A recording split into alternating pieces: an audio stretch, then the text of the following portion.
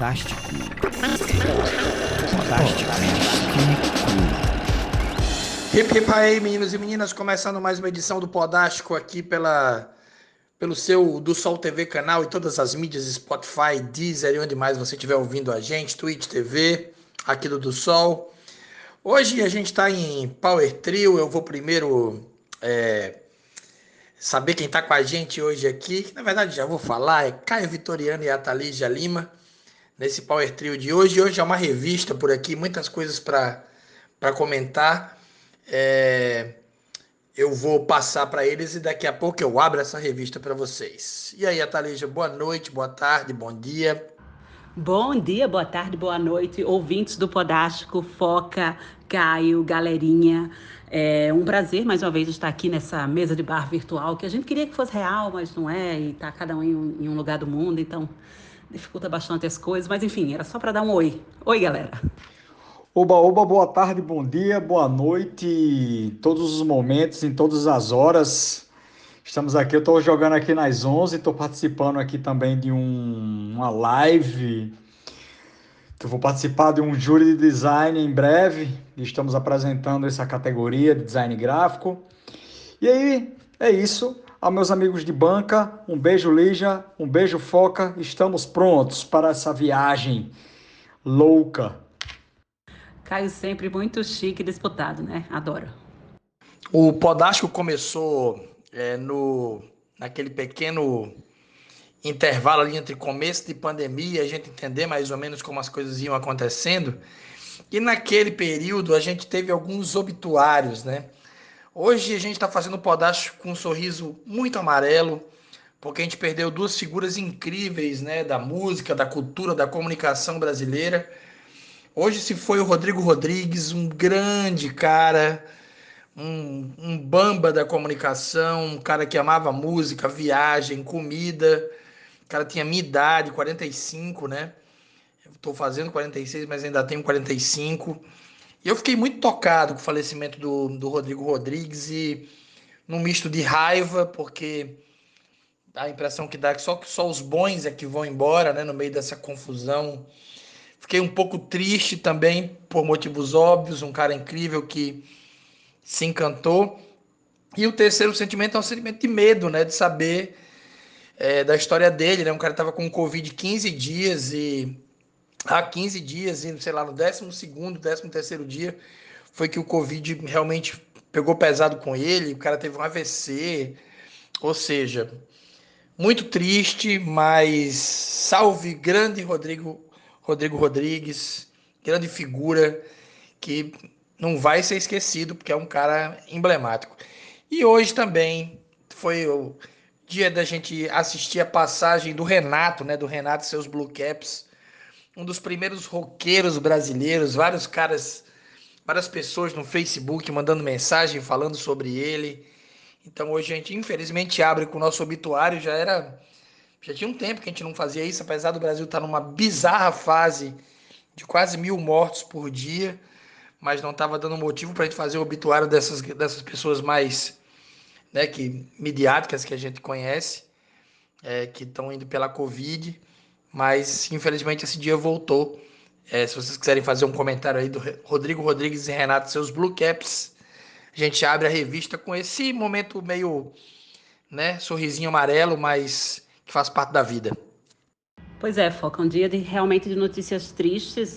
A do Rodrigo pegou a gente que trabalha com comunicação também, né? Um cara que passou pelas maiores emissoras do Brasil, cobrindo o assunto esporte. Então, realmente é um carimbo do talento, do carisma e, enfim, de tudo que ele fez por esse segmento. Então, realmente é um dia bem triste. E do Renato, cara, não, me emociona porque meu pai, como roqueiro dos anos 70, lá em Areia Branca, foi uma grande influência para ele, né? Então, o Renato e seus Blue Caps, como muitas outras bandas ali, o rock da Jovem Guarda, foi o que embalou toda uma geração, a geração dos nossos pais, dos meus pais, pelo menos, e era uma era uma constante presença musical na minha casa, realmente. Não só Renato, como esses grandes nomes da Jovem Guarda, mas personificadamente no Renato, porque, enfim, eu lembro muitas vezes meus pais saindo de casa para ir para show deles lá em Natal e é um negócio que fica na cabeça da gente e não sai realmente. Dia triste para o mundo da música, para o mundo do esporte. Queria falar também do Kansai, o Kansai Yamamoto, né, que é um grande designer de moda, figurinista aí de alto nível, partiu ontem e ele foi responsável por vários figurinos do David Bowie, dentre outros artistas, e vai ficar essa lacuna aí, né, nas artes visuais voltadas para a música. Fica esse pesar também aí, junto com nossos amigos Renato, seus Blue Caps, dos seus Blue Caps, né, e do Rodrigo, né, jornalista esportivo. Mas a vida segue e a semana não foi só de notícias desgracentas, graças a Deus. Teve muita coisa legal que aconteceu aí no mundo da música, no mundo do entretenimento. Eu acho que tem vários assuntos para a gente brevemente explorar no Podástico de hoje. Eu vou começar com o que, para mim, foi o lançamento mais importante da semana, quiçá do mês, quiçá de 2020, viu? Só perde para vacina na hora que ela for lançada.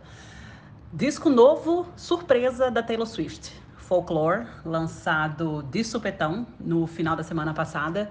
É um disco completamente diferente de todo o repertório, de toda a história da Taylor Swift até agora. Uma menina que surgiu realmente como uma menina em Tennessee, fazendo música country, cantando para nicho e foi aos poucos conquistando o espaço dela, fez a transição para o pop de uma maneira como acho que nenhuma outra artista country tinha feito nos Estados Unidos, realmente se estabeleceu como um dos grandes nomes do pop americano, do pop mundial, fez discos espetaculares. Para mim, o 1989 é um dos melhores discos dessa década, assim, de música pop, é muito bacana.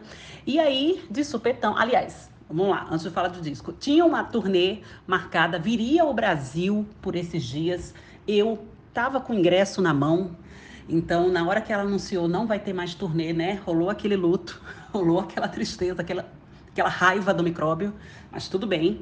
E aí, quando foi essa semana passada, no caso, ela chegou e falou, gente, não vai ter turnê, mas ó, disco novo. E soltou esse disco novo, Folklore, que é um disco lindo, totalmente focado em outro rolê. É uma pegada country, é uma pegada indie, é uma pegada muito gostosa. Ele foi produzido pela galera do The National. Aliás, produzido não, ele foi orquestrado, né, pela galera do The National. Tem participações muito especiais, tem músicas belíssimas, tem um storytelling que já é muito característico da Taylor Swift. Enfim, e foi um lançamento que é isso, ninguém esperava. E em tempos de pandemia, em tempos de indústria da música, indústria do entretenimento dando uma brecada, essa menina foi lá e deu um susto em todo mundo e virou o assunto da semana. O disco é sensacional. Inclusive, tenho vários amigos roqueiros doidões também ouvindo e curtindo o disco. Então, parabéns para Taylor Swift, que conseguiu unir tribos aí em torno do folclore. Eu falei pegada country, mas eu quis dizer, na verdade, pegada folk, mas sim com um outro toque de resgate country aí nesse CD. Não foge muito do... Assim, não sai correndo do que ela já fez, né, nessa onda dela, mas esse disco é realmente o mais diferentão da carreira. Dei um clique no disco nesses últimos dias, ouvi 2 vezes.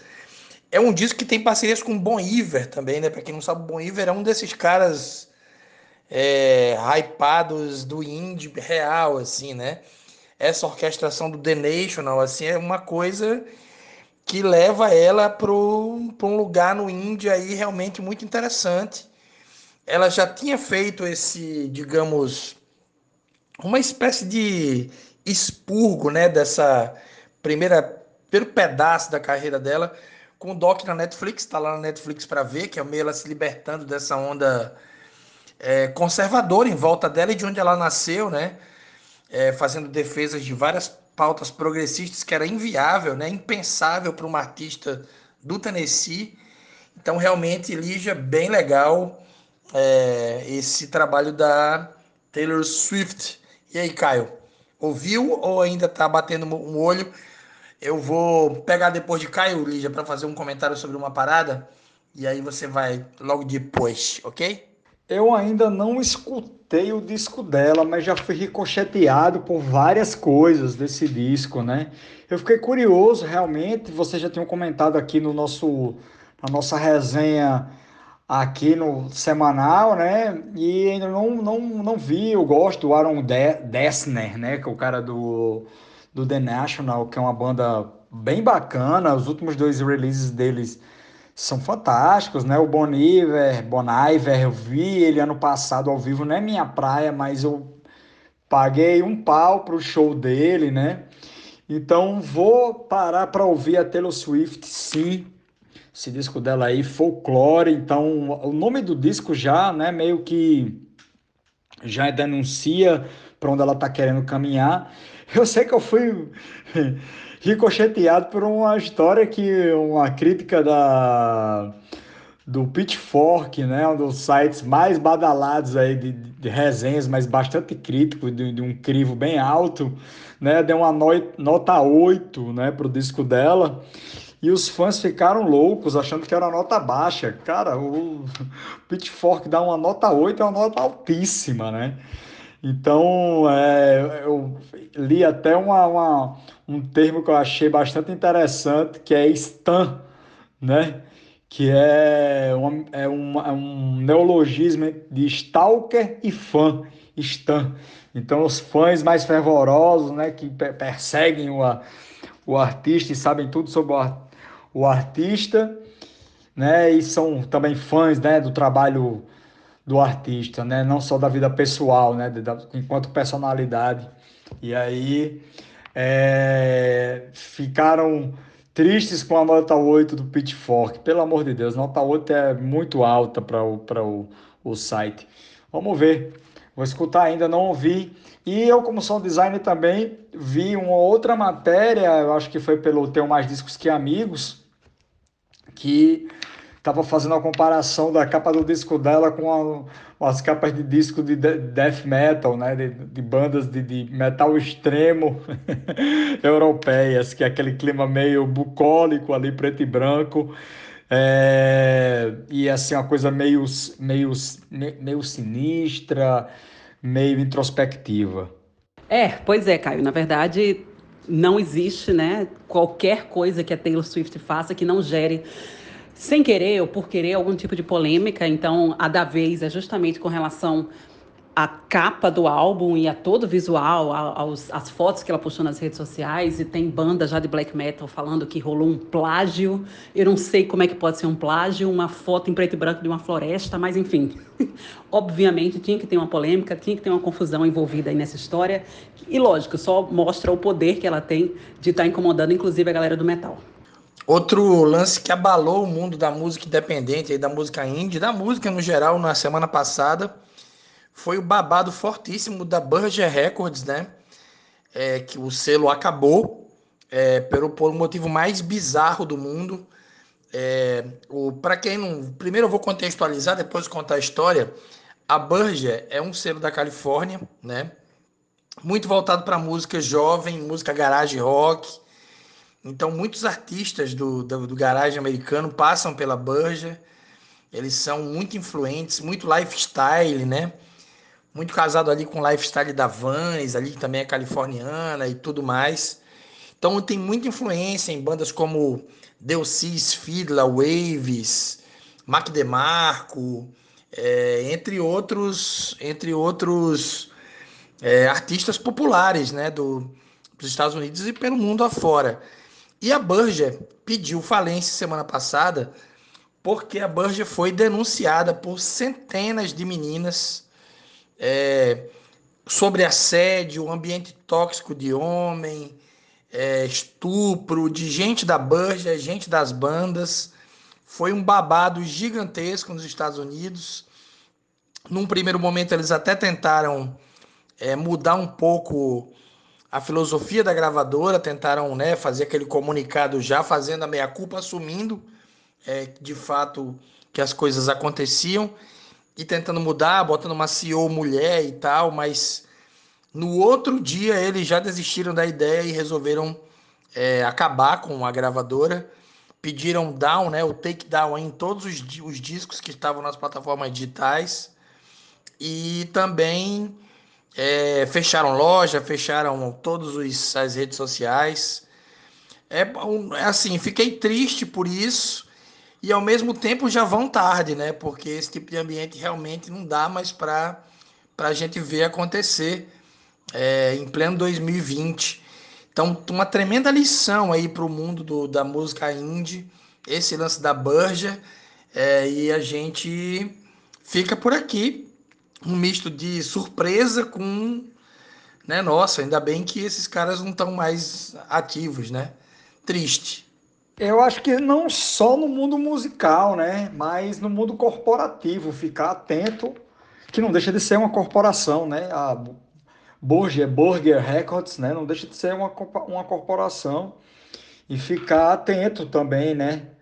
Eu, inclusive, fui acessar o site, já está fora do ar, já está completamente. O domínio já está aberto para você adquiri-lo, inclusive, né? Então, pois é, como o Foca já disse, uma gravadora que tinha gente no selo ali, Cosmonauts, né? Tinha uma série de bandas interessantes ali, de Frightens, né? Então, era uma coisa ali que era uma referência, inclusive, ali, não só de áudio, mais de música, né? Mas de lifestyle mesmo.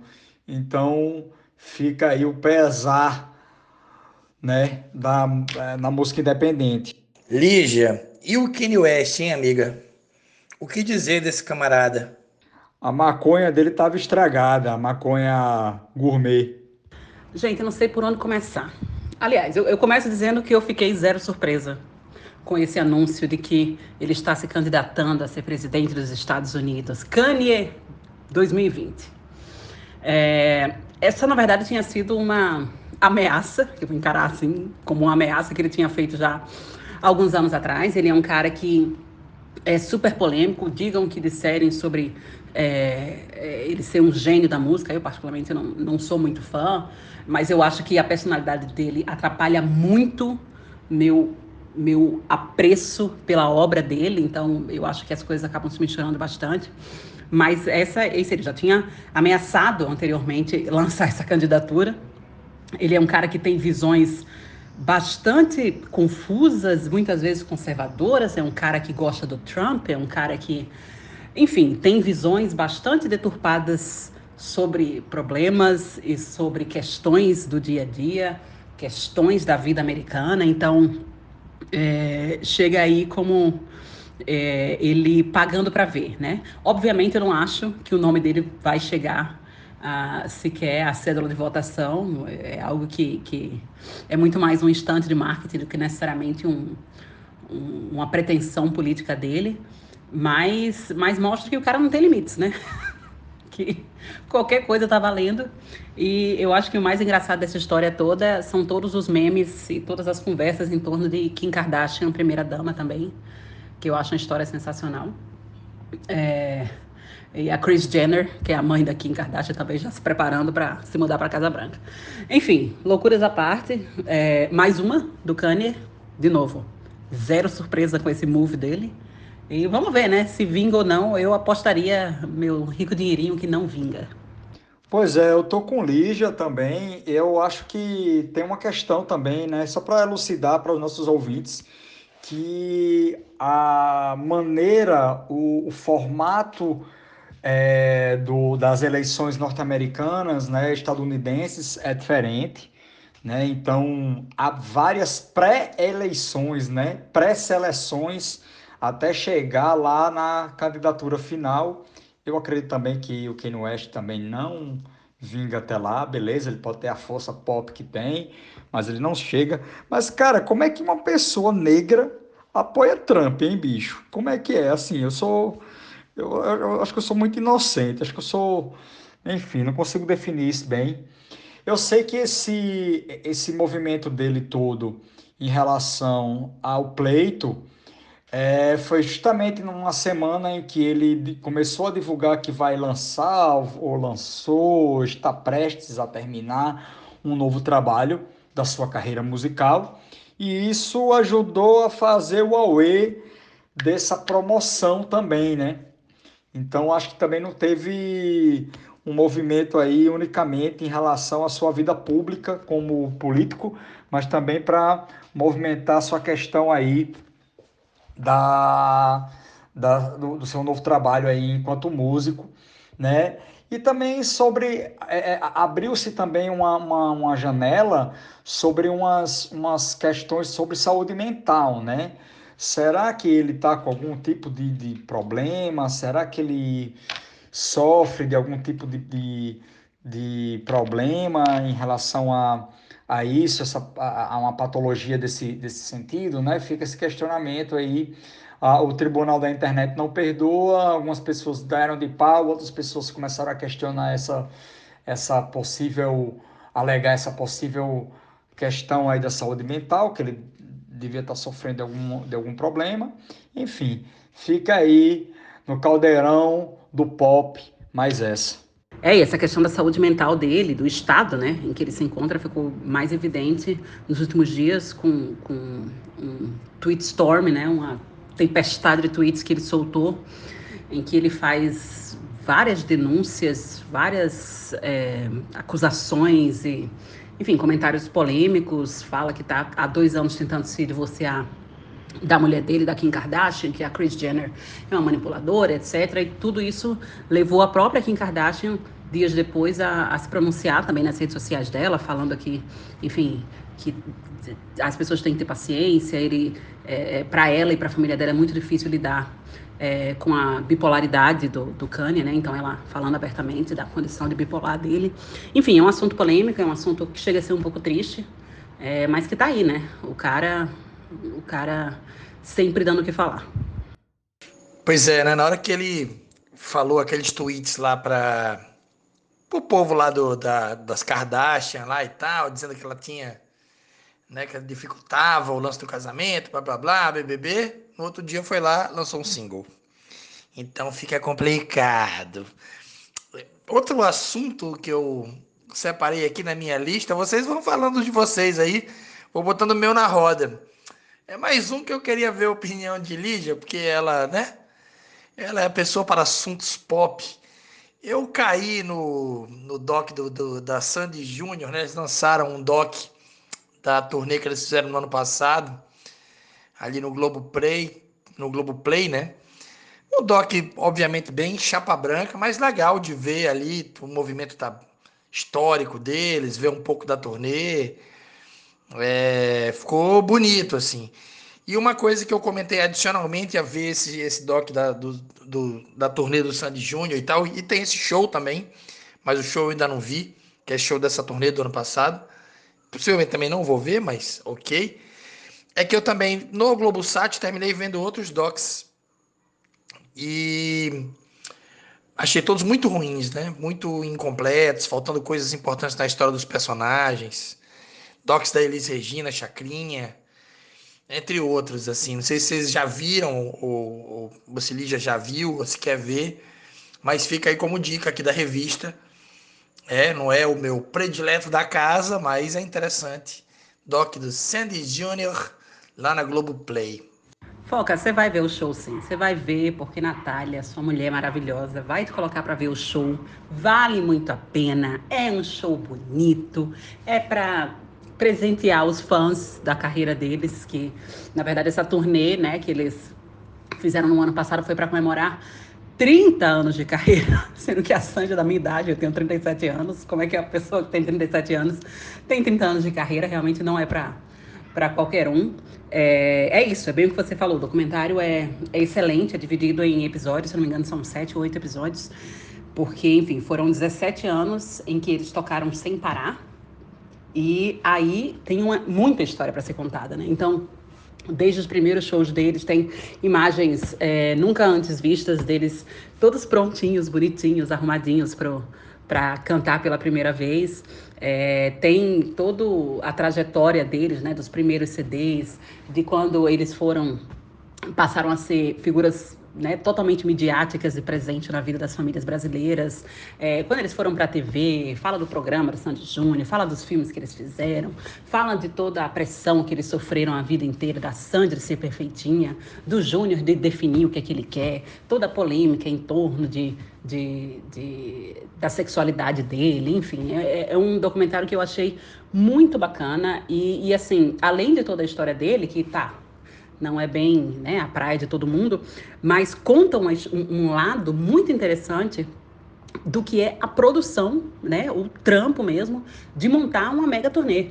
Então você vê ali desde a escolha do repertório, né, primeiras reuniões com a equipe de produção, até a montagem do palco. Então eles pegaram uma fazenda no interior de São Paulo, montaram toda a estrutura lá, passaram um show 2 vezes, completaço, coisa que você não vê hoje em dia, artistas brasileiros fazendo assim com todo o cuidado, com todo o primor que eles tiveram, ensaiando figurino, ensaiando dançarino, ensaiando projeções e telão e tal. Então, assim, é realmente uma aula de profissionalismo no mundo da música, é uma aula de perrengue também, porque por maior que fosse a estrutura que eles tivessem aqui no Brasil, o apoio, patrocínio, ingresso vendido, sold out e tal, aí eles viajam para Nova York, é o caos completo.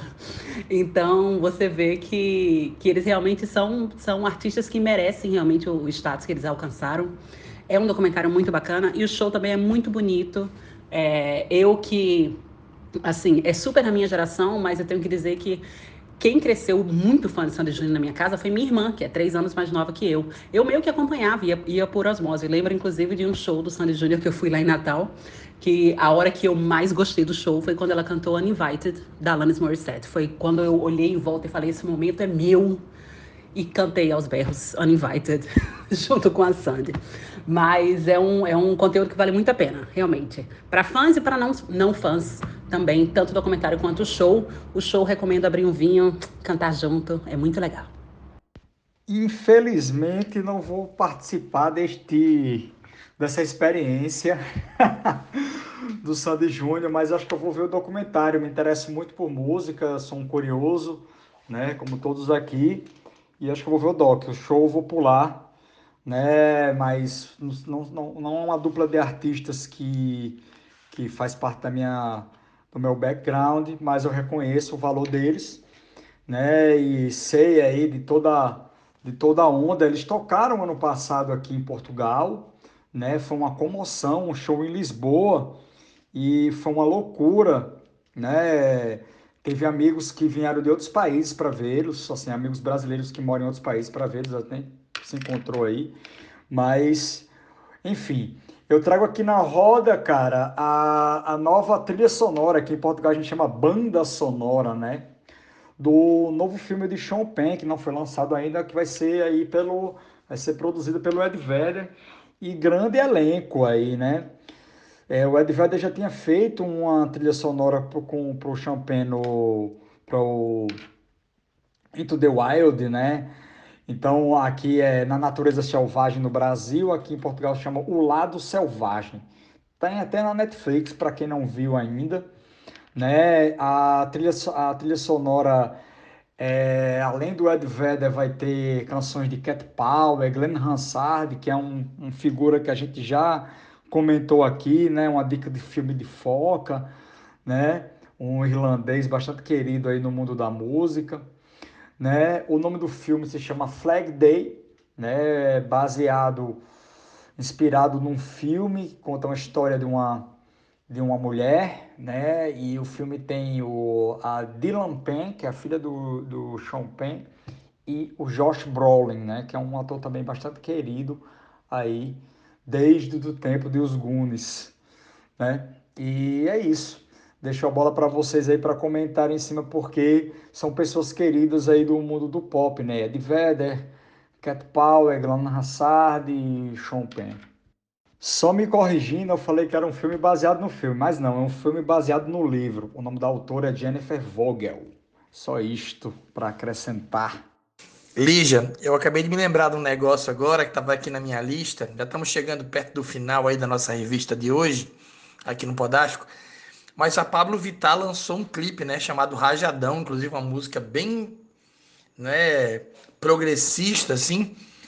É, e assim, o log da música ali, os G6 da música no clipe são também inspirados em bandas de death metal. Então podemos dizer que com Taylor Swift e Pablo Vittar, o death metal, né, está muito na moda aí, os logotipos death metal. Eu vou aproveitar que Caio está indicando para fazer uma indicação também. Ano passado saiu um documentário muito premiado sobre ska, narrado pelo Tim Armstrong, do Rancid. Maravilhoso, chama-se Pick It Up Ska in the 90s, que ele dá uma pincelada na história do ska, mas para ali no ska e no rock ska, né, e do ska festivo da Califórnia. Então mostra toda a cena do ska californiano ali, crescimento, No Doubt, Less Than Jake, Mighty Bosstones, né? Ele passeia um pouco também na two-tone inglesa ali, Specials Madness, vai lá atrás no rocksteady jamaicano, mas é meio focado nessa onda do ska dos anos 90 aí, para quem acompanhou. Uma das minhas bandas preferidas dessa época chama-se Dance Hall Crashes, e ela aparece, as meninas aparecem no vídeo, é uma dupla de meninas que canta, vocalista, e talvez a maior banda que tenha saído dessa cena e rapidamente ficou, né, fazendo um outro som, uma outra coisa, tenha sido as duas, né, o No Doubt e o Sublime, foram as duas que deram esse salto mainstream, né, levando todo mundo junto. Então, já chegando perto do final, vou deixar a minha última indicação para quando for me despedir. Fica esse doc, vou botar o link aí no YouTube para quem quiser acompanhar, para quem vê no YouTube, escuta a gente no YouTube. Pick It Up Ska in the 90s, belo doc de ska dos anos 90 americano. Dance Hall Crashes que muita gente em Natal, né, nossa cidade, adquiriu numa mega promoção de lojas aí de disco, de CD, né? Eu me lembro que a minha cópia eu dei para minha querida amiga Ariane, que deve ter até hoje. Ela adorava mais do que eu. Era som de festa.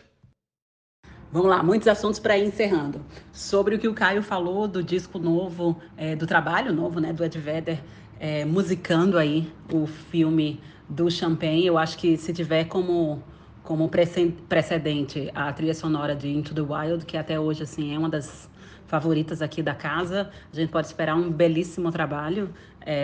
Eu acho que foi uma trilha que marcou muita gente, não só pela natureza do filme, na Natureza Selvagem, mas também porque foi uma trilha que eu acho que finalmente despontou o Ed Vedder como um cara sensível, né? Uma personalidade bem à parte assim da persona dele dentro do Pearl Jam. E são duas forças igualmente poderosas, tanto o Ed Vedder sozinho quanto ele à frente do Pearl Jam, e são dois trabalhos distintos, e esse trabalho solo dele realmente foi muito, muito bacana e muito marcante, né? Eu acho que pode ter sido não, foi a porta de entrada para muita gente que primeiro conheceu o Ed Vedder do Into the Wild e depois foi se familiarizar com o trabalho dele do Pearl Jam. Estou falando de pessoas, né, não iniciadas. Tenho um pouquinho de paciência aí. Sobre o clipe da Pablo, eu vi, cara, eu acho, tudo que a Pablo faz hoje em dia, eu acho absolutamente sensacional. Ela tem uma equipe por trás dela e ela tem uma mente pensante que consegue se conectar de uma maneira muito genuína, assim, muito, muito honesta, muito verdadeira com o público dela. Então, assim, ela entende o que a galera quer, ela entrega o que a galera quer. E aquelas animações e o jeito meio mangá, meio super sexualizado, hipersexualizado que ela tem de apresentar a imagem dela, para mim eu acho assim, a epítome da autoestima. Pablo Vittar sempre entregando coisas excelentes. Eu adoro a música dela, assim, não só para rebolar, coisa que a gente tem feito pouco nessa pandemia, mas para curtir mesmo. Eu me divirto horrores ouvindo ela. E ela como persona também é maravilhosa. Na semana passada ela foi entrevistada do Eduardo Stablitch no talk show dele, que eu já recomendei aqui. Por favor, se você não viu ainda, dá um clique, tá lá no Globoplay. Stablitch não tem um talk show. A entrevista dela foi sensacional. Então, recomendo qualquer conteúdo colocado no mundo pela Pablo Vittar. E para encerrar aqui a minha parte, eu queria só falar que hoje, né, agora há pouco, saíram as indicações pro Emmy desse ano, que é o prêmio da TV, o Oscar da TV. Alguns belíssimos nomes que a gente, inclusive, comentou no nosso programa sobre séries e filmes da década. Uma série que uma fã amiga do querido Caio Vitoriano apontou que a gente esqueceu, está lá indicada a melhor série, que é The Handmaid's Tale, que realmente é espetacular e merecia uma menção honrosa no nosso programa. Mas entre os indicados, para minha grata surpresa, aliás, grata surpresa não, para minha felicidade apenas, a Jennifer Aniston, pelo trabalho excepcional que ela fez em The Morning Show, que é uma série que eu também já recomendei anteriormente, está na Apple TV, vale muito a pena parar para ver. Então, a minha dica de hoje vai ser uma dobradinha. Então, na verdade, é um repeteco, The Morning Show, vai lá ver. E tem um filme muito legal novo lá na Netflix chamado The Old Guard, que é com a Charlize Theron chutando bundas. Então, quer ver um filme bacana, se divertir? The Old Guard.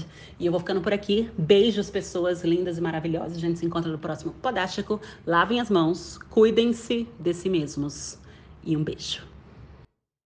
Já pegando aqui o gancho de Atalija, 2, né, também da Pablo, né? O clipe é fantástico, a Pablo arrasa visualmente falando, e eu vi a entrevista dela no Stablet, né? Foi engraçado, alguns trechos se transformou em meme, né? Viralizaram, né? Então aí correndo para minha sessão de dicas, né? Vou pegar aí o gancho da Handmaid's Tale, né? Eu recentemente comprei a graphic novel, ou seja, um HQ da Handmaid's Tale, aqui chama A História de uma Serva, né? The Handmaid's Tale. Comprei a versão, eu já tinha lido o livro e comprei a versão agora em HQ, em história em quadrinho, numa edição luxuosíssima, belíssima. Fica aí a dica, né? Para a versão em HQ, A História de uma Serva, The Handmaid's Tale. E no âmbito musical, cara, eu vou fazer um resgate, né? Eu estou ouvindo bastante hip hop esses últimos dias, e um disco de 1994, né? Um ano fantástico, por sinal. Apesar da gente ter perdido o Ayrton Senna e ter perdido o Kurt Cobain, mas é um disco do Nas, né? E o Matic, né? O nome do disco, um disco clássico que tem a fotinha dele assim, enquanto criança. E é um disco que tem um background de sample bastante fino e as letras maravilhosas. Tem aí em todos os players Nas e o Matic. Vale muito a pena, parece um disco de hip hop feito hoje e bota muito menino no bolso. Quero deixar um abraço para nossos amigos de banca que não participaram hoje. O João, o Júlio, um beijo em vocês, estão ocupados hoje em atividades, né? E um abraço a todos, em todos os ouvintes. Cuidem-se, cuide da sua saúde, cuide das pessoas que você amam, que essa parada não tá para brincadeira. Um beijo. Então é isso, meus amigos. Esse foi o Podástico de hoje. Já falei, hoje foi no Power Trio. Um abraço para o Júlio, para o João. Motivos diversos aí atrapalharam a vinda deles aqui pro Podástico hoje, mas aparecem aqui qualquer hora. Eu queria mandar uns 3 pequenos salves nesse final. Primeiro salve vai para o incrível, inacreditável Estevão Ferreira. Que figura, hein? Esse final de semana eu comecei a receber os áudios dele, possivelmente muito atrasado, né? Fui o último a receber, possivelmente. Maravilhoso, né? Uma pessoa é um gênio, né? Assinar um áudio. Oi, a lua está linda. Estevão Ferreira. Negócio assim, surreal, incrível. E você que está em casa, é brasileiro e está no Brasil e está na resenha, já deve ter recebido algum vídeo do Estevão Ferreira. Um beijo para ele. Um segundo salve, uma segunda dica rápida. É uma série que eu tô vendo e tô consumindo direto, chama-se Mozart in the Jungle. É uma série que já é, né, famosinha aí. Todo mundo já deve ter visto, a maioria das pessoas deve ter visto, mas eu peguei a Prime Video agora. Tem o Gael Garcia Bernal, né? Bernal, num personagem de um maestro da Orquestra Sinfônica de Nova York. É absolutamente legal demais. Todo o contexto, são 4 temporadas, tá na Prime Video. com ali os criadores, né? O Roman Coppola, que foi muito citado aqui no Podástico falando de cinema. Alex Timbers, várias galeras envolvidas, muito legal. E por último, de novo, mais uma vez, eu queria deixar dedicado esse Podástico de hoje ao incrível, necessário, maravilhoso, amoroso, inesquecível Rodrigo Rodrigues. Esse Podástico de hoje é dedicado a ele. E a gente vai ficando por aqui. Valeu, um grande abraço. Fui. Beijo, João e Júlio. Voltem, por favor, sentimos falta. Podástico. Podástico.